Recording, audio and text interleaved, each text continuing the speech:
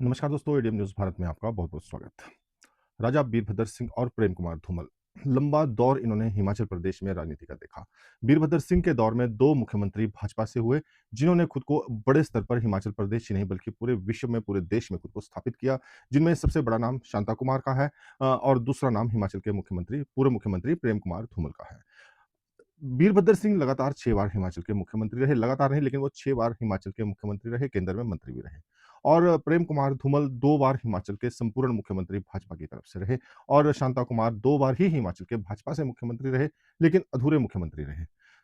ये मसला आज इसलिए है क्योंकि हिमाचल प्रदेश में 2017 के बाद सत्ता का बहुत बड़ा परिवर्तन हिमाचल प्रदेश में हुआ और जब ये परिवर्तन सत्ता का हुआ तो उस दौर में हिमाचल प्रदेश में बहुत बड़ी राजनेताओं की एक जो क्लास थी, या तो वो क्लास धूमिल हो गई या फिर जो उनकी मानसिकता थी, उनकी सोच थी, जिस तरह से वो प्रेम कुमार धूमल या वीरभद्र सिंह की लीडरशिप में आगे बढ़ा करते थे, उनकी वो सोच जो है वो पूरी तरह से राजनीतिक सोच जिसे हम कहते हैं, वो बदल गई। और इन सब के बीच में कहीं न कहीं हिमाचल प्रदेश में अब भाई-भतीजावाद, बेटों की पॉलिटिक्स, पत्नी की पॉलिटिक्स और पारिवारिक व्यापार, पारिवारिक बिज़नेस, ठेकेदारी, ये सारी चीज़ें जो हैं वो अब हिमाचल प्रदेश के राजनेताओं के घरों में घर कर गई हैं पूरी तरह से। और हिमाचल प्रदेश में अब राजनीति कम और व्यापार जो है वो नेता अधिक करने लगे हैं। माइनिंग चिंता का विषय ये भी है कि माइनिंग जिसे अवैध कहा जाता है मैक्सिमम मामलों में, और विधानसभा में तो मुख्यमंत्री ने 2-2 3-3 पन्नों का विधायकों के खिलाफ माइनिंग को लेकर चिट्ठी तक पढ़ दी, आरोप तक लगा दिए। लेकिन हिमाचल प्रदेश में अब भी ये जो विधानसभा है और विधानसभा में आने वाले जो बड़े नेता हैं, आप अगर उनका पूरी बैकग्राउंड देखेंगे तो किसी न किसी रूप में माइनिंग से जुड़े हुए ये लोग सीधे रूप में अब दिखाई देने लगे हैं। और माइनिंग क्योंकि हिमाचल प्रदेश में पैसा कमाने का सबसे बड़ा ज़रिया हो गया है, ऐसे में राजनेताओं का पहली चॉइस ही माइनिंग का व्यापार हो गया है। और इसके चलते हिमाचल प्रदेश में राजनीति का जो प्रदूषण है, वो अब काफ़ी व्यापक रूप से फैलता नज़र आ रहा है। लेकिन इन सब के बीच में हम आपको उस नेता की बात भी करेंगे, जिसे आज हिमाचल प्रदेश की राजनीति में कहीं न कहीं राजा वीरभद्र सिंह और धूमल के समकक्ष जो है राजनीति में आज की दौर की राजनीति में उनके बराबर के नेता के रूप में जाना जाने लगा है। हिमाचल प्रदेश में अगर हम कांग्रेस की बात करें तो नेता विपक्ष की भूमिका में मुकेश अग्निहोत्री इतने ताकतवर नेता थे कि वो पूरी की पूरी का भाजपा को जो है वो धूल छिटा देते थे। आज भी सोशल मीडिया आप खंगालेंगे तो उन्हीं के बयान जो हैं वो सबसे अधिक वायरल होते आपको दिखाई देंगे। उन्हीं ने जो है वो सबसे अधिक मुद्दों को हिमाचल प्रदेश में कांग्रेस के लिए उठाया और एक नेता की तरह, एक जुझारू नेता की तरह जनता के बीच में वो अपनी छवि को बनाने में कामयाब भी हुए। उसके बाद हिमाचल में सरकार बनी तो वो हिमाचल के प्रथम उप मुख्यमंत्री बने। उप मुख्यमंत्री बनने के 1 साल के भीतर उनके उनको जो है वो सबसे बड़ा पारिवारिक नुकसान हुआ, डॉक्टर सिमी अग्निहोत्री का देहांत हो गया। उनके देहांत के दौरान एक दौर आया जब हिमाचल में कांग्रेस की सरकार का जो भविष्य है वो खटाई में पड़ गया। क्या कांग्रेस की सरकार हिमाचल में चल पाएगी? और जिस तरह से वन मैन शो से दुखी कांग्रेसी हो चुके थे, उस वन मैन शो में क्या मुकेश अग्निहोत्री को मुख्यमंत्री के रूप में हिमाचल में कांग्रेस को स्थापित कर देना चाहिए था? उस समय ये सारी चीज़ें चर्चाओं का विषय थी और उस समय मुकेश अग्निहोत्री ने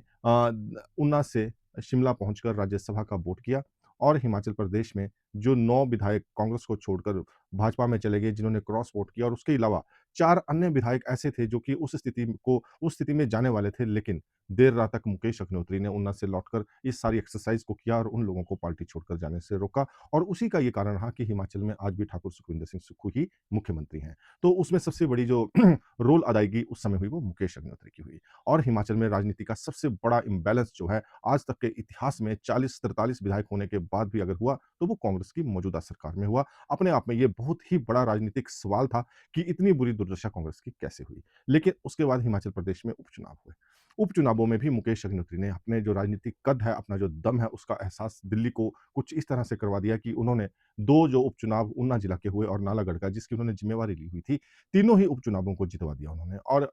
तीनों उपचुनावों को जितवाकर जो है उन्होंने अपने कद, अपनी राजनीतिक सूझबूझ और अपने जो पॉलिटिकल उनकी जो सोच है, उस एजेंडे को उन्होंने दिल्ली को एक बार फिर से स्पष्ट कर दिया। उसके बाद थोड़ा-सा और आगे बढ़ेंगे अगर आप, तो हिमाचल प्रदेश में लोकसभा के चुनाव हुए और जब लोकसभा के चुनाव हुए तो उस दौर में 61 विधानसभा सीटें ऐसी थी जहां पर कांग्रेस पूरी तरह से धराशायी हो गई, कांग्रेस पार्टी को लीड नहीं मिली। लेकिन हरोली, जो कि मुकेश अग्निहोत्री का विधानसभा क्षेत्र है, वो एक सीट ऐसी हमीरपुर पार्लियामेंट्री में थी। हालाँकि जो मुख्यमंत्री का अपना विधानसभा क्षेत्र है, वहाँ पर भी भाजपा को लीड मिली। मुख्यमंत्री फैक्टर जो है, फिलहाल हमीरपुर में आज तक दिखाई नहीं दिया है। यही कारण है कि जब उपचुनाव हुए, उस समय भी भाजपा यहाँ पर 2 सीटें जीत गई उपचुनाव में। हालाँकि मुख्यमंत्री हमीरपुर का था, तो मुख्यमंत्री फैक्टर की बात करते हैं, जिस तरह से प्रेम कुमार धूमल हिमाचल प्रदेश में मुख्यमंत्री हुआ करते थे, तो एक मुख्यमंत्री फैक्टर जो है हमीरपुर में काम किया करता था। वही स्थिति जो है वो हिमाचल प्रदेश में ठाकुर सुखविंदर सिंह सुक्खू के मुख्यमंत्री बनने के बाद भी होनी चाहिए थी। लेकिन वो स्थिति जो है वो नज़र कहीं नहीं आई और हिमाचल प्रदेश में ठाकुर सुखविंदर सिंह सुक्खू के मुख्यमंत्री रहते 2 सीटें जो हैं वो हमीरपुर विधानसभा, हमीरपुर जिला की जो है वो हमीरपुर और बड़सर विधानसभा की कांग्रेस हार गई। सुजानपुर की स्थिति में जीता गया, इसका भी ज्ञान सभी को है कि अगर भाजपा का एक गुट वहाँ पर कैप्टन के साथ कंधे से कंधा मिलाकर खड़ा नहीं हुआ होता, तो कहीं न कहीं सुजानपुर में भी जोर का झटका कांग्रेस को लग सकता था। उसके बाद हम बात करेंगे हिमाचल प्रदेश में मुकेश अग्निहोत्री के राजनीतिक कद की और आज की स्थिति जो है, उसमें मुकेश अग्निहोत्री को हिमाचल प्रदेश में किस लिए कहीं न कहीं जो है, वो वीरभद्र सिंह और प्रेम कुमार धूमल के कद का नेता अब माना जाने लगा है। क्योंकि हिमाचल प्रदेश में आपने देखा हाल ही में आपदा भी आई, उससे पहले ये जो आपको हमने राजनीतिक दौर बताए, ये भी बताए, तो आपदा के दौर में भी अगर आपने देखा होगा, तो मुकेश अग्निहोत्री ने अपने दौरे तुरंत प्रभाव से किए और जब-जब हिमाचल प्रदेश को जहाँ भी ज़रूरत पड़ी, तो एक नेता की तरह मुकेश अग्निहोत्री बिना कोई शो ऑफ किए, बिना कोई बहुत बड़ी अपनी फ़ोटोग्राफ़ी का एजेंडा लिए, बिना कोई लाग लपेट के जो है, जिस तरह से एक आम नेता जो है, अपनी जनता के बीच में जाकर जनता को मजबूती देने का काम करता है, स्थितियों को जो है वो सुधारने का काम करता है, ना कि उल्टे-सीधे बयानबाजियाँ देकर, लिपा-पोती कर कर या फिर दूसरों के ऊपर पॉलिटिक्स कर कर जो है, उस तरह की राजनीति जो है, इस दौर में करते नज़र आए, ऐसा मुकेश अग्निहोत्री में बिल्कुल नहीं दिखा। यही कारण था कि जब सिराज में त्रासदी आई, सिराज में वो पहुँचे और उन्होंने जो है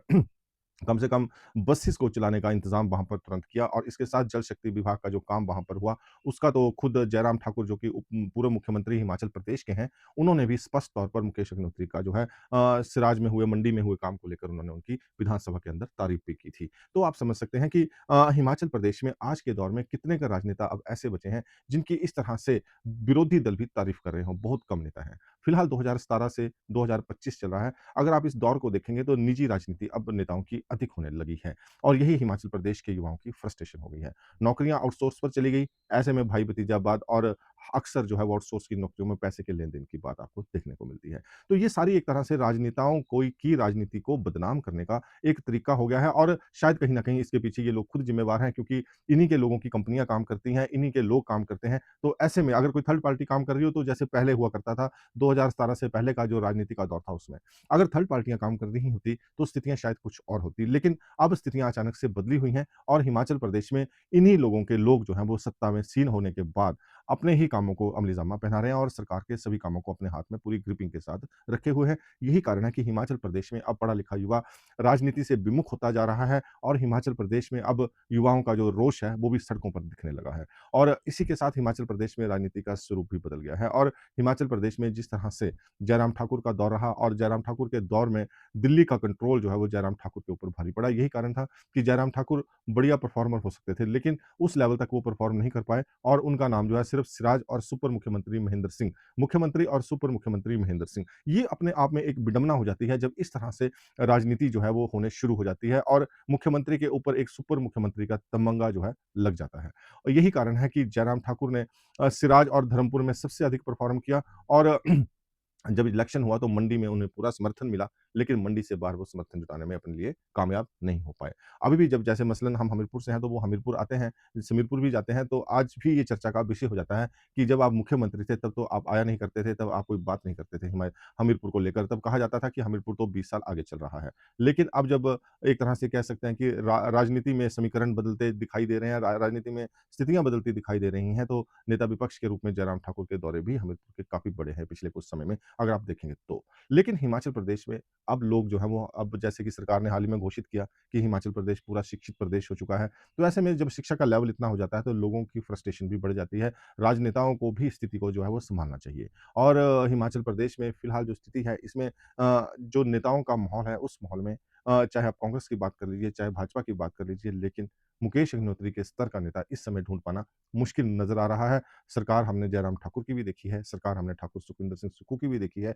सरकार हमने प्रेम कुमार धूमल की भी देखी थी और सरकार हमने वीरभद्र सिंह की भी देखी थी। और इन सरकारों में सबसे बड़ी बात यही है कि आज जिस चीज़ को लोग मिस कर रहे हैं वो है नेता और उस नेता की तलाश में जो है वो अब हिमाचल प्रदेश की जनता जो है राजनीति से विमुख होती दिखाई दे रही है क्योंकि निजी पॉलिटिक्स जो है अब आम आदमी के ऊपर पूरी तरह से भारी पड़ने लगी है। यही कारण है कि राजनीति में नेताओं की तलाश जारी है और जो नेता हैं, वो फिलहाल हिमाचल प्रदेश में मुकेश अग्निहोत्री के रूप में ज़रूर एक बड़े नेता की छवि जो है निकल कर आ रही है क्योंकि वो हिमाचल के प्रथम उप मुख्यमंत्री भी हैं और हमेशा दुख-सुख में आम जनता के बीच में भी है। जो उन्होंने पक्की नौकरी की बात की थी, वो अपने डिपार्टमेंट में वो उस तरह से कार्यशैली को आगे भी बढ़ा रहे हैं और इसी के साथ